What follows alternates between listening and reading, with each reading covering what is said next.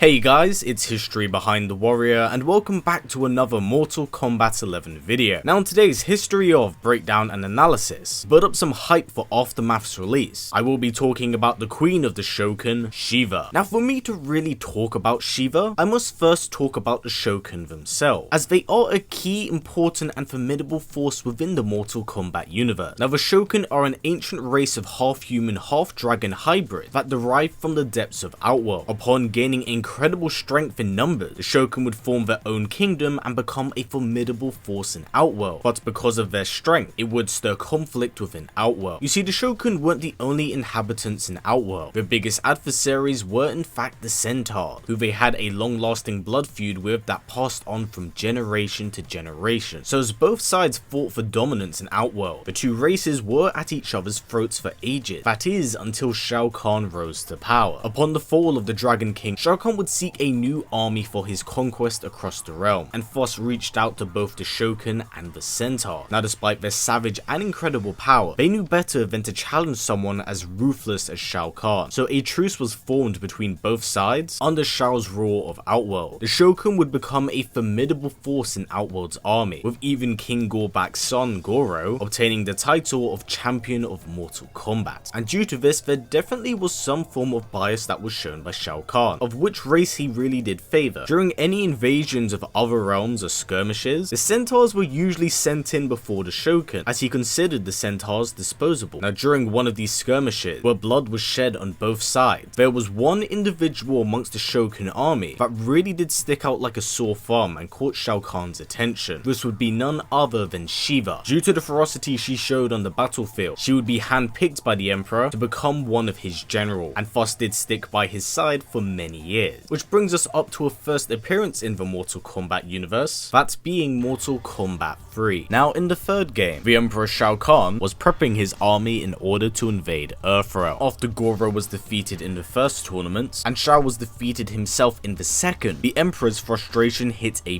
boiling point, and thus started a massive war. Now in order to allow his armies to pass through to Earthrealm, he would resurrect Queen Sindel. By doing so, he would remove her protective ward and mentally corrupt her into becoming his wife. Now although Sindel was a strong and formidable fighter, he would assign Sheeva as her bodyguard, not wanting her to fall out of his clutches once again. But during the invasion, Sheeva and Sindel would be attacked by the duo of Jade and Katana, and together they were able to defeat the Shokan and free Sindel from Shao Kahn's influence. Now this seems to be the straw that broke the camel's back. You see, when Sheeva returned back to Outworld and Shao had learnt of Sheeva's failure, the Emperor would turn against the Shokan, launching a massive attack against them with the centaur. You see, when we go all the way back to the first tournament, Shao Kahn was extremely displeased with the fact that Goro of all individuals was practically defeated by some no-name monk. And from here in Mortal Kombat 2, Kintaro, another Shokan, was defeated, and Sheeva had also failed him. So ultimately disappointed by the very best of what the Shokan could offer him, Shao Kahn wished to devastate their land, and thus a war would break out not only Earthrealm, but in Outworld. Now things were looking quite bad for the Shokan, but before they could all be slain, the champion of Mortal Kombat, Liu Kang, would go on and defeat the Emperor, sending him back to Outworld with his tail between his legs. So Shao Kahn's army would retreat from battle on both fronts. Now still disgusted by Shao Kahn's betrayal, Sheeva would plot an assassination attempt to remove Shao Kahn from the throne and allow her people to become the dominant race. But things really did not pan out well for the Shokan. You see, upon infiltrating the Khan's palace, she had plotted with the Black Dragon leader Kano to remove Shao Kahn from power. Now during this assassination attempt, she was seemingly successful in killing Motaro, but upon entering Shao Kahn's throne room, she would quickly learn that she had been betrayed by Kano, who had set her up and warned Shao Kahn in advance. So when Sheeva attacked Shao Kahn, he was able to dominate the entire battle and kill her without a moment's hesitation. But this isn't the last time we do see her in the original timeline, Mortal Kombat Armageddon. Now Sheeva does make a very brief appearance in the conquest mode of Armageddon, but she doesn't have a big impact on the overall story. You see, during Taven's quest, he came across the fallen elder god Shinnok, who wanted to test the power of the young demigod, so he would create an illusion in the form of Sheeva in order to see the strength of one of the sons of Argus. Now as one might imagine, Taven was able to dispose of the illusion, but the real Sheeva would appear much later on, that's being in the Battle of Armageddon, where she joined the forces of darkness to battle the army of light. But once the Pyramid of Argus toss finally rose, all bets were off the table, and the battle more or less became a free-for-all. So during this skirmish, she would battle the likes of Nightwolf, Cyrax, and even Ermac, but it ultimately took one blind swordsman by the name of Kenshi to put down the Shokan for good, making this Sheeva's apparent canonical death in the original timeline. But again, Sheeva wouldn't exactly stay dead, as by the end of Armageddon, Shokan is able to absorb the godlike power of Blade and become the One Being. So Raiden would send a message to his past self in order to prevent these events from ever happening. So this brings us onto our sequel and reboot of the series, Mortal Kombat 9. Now in Mortal Kombat 9, since it is a reboot of the franchise, there are some slight tweaks and alterations to that of the original continuity. Here she can be seen in the very first tournament, where she's once again on Outworld's side, competing in the first tournament. But she does play a very small role in this game, effectively serving as an obstacle for Earthrealm to get past. She can first really be seen in Cyrax's chapter, as she alongside Baraka witnessed Cyrax consulting with the Thunder God Raiden. Believing that Cyrax may in fact betray them, since the Lin Kuei are aligned with Outworld, the two plan to assassinate him, but the ninja proves to be far too formidable, defeating the pair of them. Now after this, Goro is defeated, and we proceed to the MK2 section of the game. Now here, Mortal Kombat takes place on Outworld's home turf, and to somewhat guarantee Earthrealm's participation, Sonya Blade of the Special Forces has been kidnapped. She would be brought to the Deadpool and be guarded by Sheeva, but before she's able to take Sonya deeper into Outworld, she would be attacked by one Jackson Briggs and would be defeated by him. Now some time would pass by in the tournament, and Kitana was being prepped for execution. As you see, Kitana learned about her Edenian heritage and the monstrous Melina that Shang Tsung and Shao Kahn had been creating behind her back. Upon learning the truth, she would be scheduled for execution, but during this time, Kitana's prison chamber would be attacked by Jade, and Sheeva would fight the Edenian, but the Emerald Ninja proved to be far too much. Now although she was successful, she knew she couldn't get out there alive with Kitana, and thus reached out to Earthrealm for their assistance. So after Liu Kang and Kung Lao learn about what's happened to Kitana, they would chase after the Edenian princess, and this is where Sheeva makes another appearance, where she attempts to stop the Shaolin brothers alongside Noob Saibot and Goro, but they prove to be unsuccessful, and Liu Kang is able to rescue Kitana. Now Sheeva can next be seen after Shao Kahn has returned back from the dead, as he was defeated in a rather embarrassing fashion at the end of the MK2 section. Now much like the original timeline and continuity, Shao would begin a mass invasion of Earthrealm, an invasion that Sheeva does participate in. She can visibly be seen in Cabal's chapter after the Speed Demon has defeated Cyber Sub-Zero. Now though at first she mistakes Cabal for being a Lin Kuei cyborg, Cabal assures her that he's nothing like them, and the two do fight, and Sheeva is once again defeated. And this would be the last time we see Sheeva in MK9. Now of course after this point in time, Shao Kahn would be defeated and is destroyed by the Elder God. So this would lead to a rise to power in the Mortal Kombat X comic book series. You see, during the comic book run, the Shokan Kingdom has a big falling out with Outworld, as it has fallen into the hands of Kotal Kahn, and during a battle between Goro and Kotal, the Shokan Prince would be literally disarmed. Now King Gorbak would see this as a personal attack and would wage war against Outworld, with massive casualties on both sides. Gorbak would be killed by Kotal, and a form of peace and respect would be made between both sides. But with the Shokan now absent of a king, they would hold a tournament through combat to crown a new emperor, and this would be none other than Sheeva herself. But you see, not everyone was pleased with Sheeva being the new ruler. There were individuals that doubted her role, with Kintaro in fact being one of them, as the Shokan was extremely displeased with the alliance that Sheeva had created with Kotal, and Kintaro himself still did wish to kill the Oztec. But Sheeva was wise with this decision, because the population of the Shokan at this point in time was extremely low, as many had perished in the battle against Kotal, and Sheeva knew that the Shokan could be a valuable asset towards Kotal and Outworld as a whole. This could allow them to grow and get their population back to what it was. But despite her rational reasoning, Kintaro would continue to plot behind her back, something that Sheeva would learn and scold him for. Now after learning that Kotal would be battling Reiko, herself, Kintaro and a few Shokan decide to travel out to assist Kotal, but on their way to the island, the ship would be struck down, and when they arrive on shore, the battle is apparently over. You see, behind the facade that Reiko had put on of simply being one of Melina's general, he was by all intents and purposes manipulating key players in the Mortal Kombat universe by tainting them with the blood code. He wished to obtain godhood. But little did Reiko know that he himself was just a small part of this game, as Reiko had only become aware of the blood code through the Chaos Cleric Havoc, and Havoc was using him as a conduit for Shinnok's amulet hurt. So once Reiko obtained godhood, he was quickly killed, and it seemed like Havoc was going to conquer the realm. But when Sheeva and Kentaro learn about this information from Devora, they would use Kotal's portal stone to call in some reinforcements, and once they get in Havoc's chamber, they battle the Chaos Cleric and his blood-coded warrior. The battle was bloody, and Kentaro was killed in this fight, but with some assistance from Hanzo Hasashi, the Chaos Cleric is killed, and his influence is severed, allowing those that were under the blood code to regain their senses. Now Sheeva herself is absent in MKX, but she does return in Mortal Kombat 11. Now during this game, the Titan Chronica has become tired of Raiden messing with the timeline, and thus to restore the damage that he has done, she needs to call on allies from the past. So the present time of Mortal Kombat 11 is merged with the MK2 section of Mortal Kombat 9, so just before Kung Lao has his neck snap. Now due to these two different timelines being merged together, many allies are brought back from the dead, but the same can be said of their enemy, as Shokan has returned, and after a brief fight with Kotal, Outworld is left in a very uneasy position, as many residents within Outworld love the brutality that Shao brought with his rule, and many have in fact turned against Kotal. So the big question is, where do the Shokan stand? Well, when we cut to the Shokan Kingdom, where Sheeva is still in power, she explains to a time-displaced Kitana, but she doesn't really wish to be involved, as the Shokan themselves haven't been treated much better, with even Kotal in control. So this is where Sheeva proposes an offer, that if she can get the Tarkatans to join their side, then they would join her in defeating Shao Kahn, as she didn't want to get involved in a battle if victory wasn't guaranteed. So during Kitana's chapter, after the princess is able to convince Baraka, Sheeva and her Shokan army join her side, and together they storm Shao Kahn's Colosseum, to which they then defeat the Emperor and somewhat save Outworld. But in an interesting turn of event, Kotal decides that the title of Khan must go to someone who is responsible, and someone who wishes to unite its people, and thus the title of Khan is given to Kitana. But the battle wasn't quite over yet, as Chronica was still amassing her power in the Netherrealm with her hourglass of time. Now Sheeva and the Shokan would storm Chronica's keep, but they were too late, as Chronica was able to reset the timeline, and this somewhat leads up to Mortal Kombat 11 Aftermath, because Fire God Liu Kang is able to defeat Chronica and begins his mission of reweaving the timeline. However, in the midst of starting this, he would be interrupted by Fujin, Nightwolf and Shang Tsung. As you see, Liu Kang cannot reweave time without the crown that Chronica had acquired, so the trio are sent back in time in order to obtain this crown, and we know from the trailer itself that Sheeva will be one of the big players in this DLC. To what end we don't quite know, as it seems like she's struggling to come to terms, being the queen of the Shokan and a former servant of Queen Sindel. We don't know what will happen at this point onward, as the cast of Aftermath is made up of an unusual group of characters, so we must wait and see what does happen. But for now, this has been the history of Sheeva. Of course, as I mentioned in last week's Fujin video, I will be talking about Aftermath post-release, so we can wrap up both Fujin and Sheeva's story. But that's basically everything I did wish to say here. Now, what are your thoughts on Sheeva's inclusion in the combat pack? Are you happy to see her be playable once again? And what do you think will happen to her in Aftermath's story? Please do comment down below. Now, just before I do wrap things up here, I do wish to let you know that I recently was on a podcast, that's being the Realmcast. We were talking all things Mortal Kombat, including what will be happening with Aftermath, the history of Fujin and Sheeva, and many other topics. I will have a link for that in the description below, and I will play a very brief snippet at the end of this video. I strongly do encourage you to go over and take a look, as the guys on the Realmcast are fantastic individuals and do deserve to have more eyes on them, plus it's a little bit more content from me on the side. But yes, that's everything I did wish to say here. So before this video wraps up, if possible, let's try getting it to about 500 likes, and don't forget to tick that bell, as it will keep you up to date with all the details that we'll know about Mortal Kombat 11 Aftermath all the way up to its release. So you definitely want to keep an eye out for that. So as always guys, please comment, like, subscribe, and share this video with everyone you know. Please take care, and I'll see you all next time.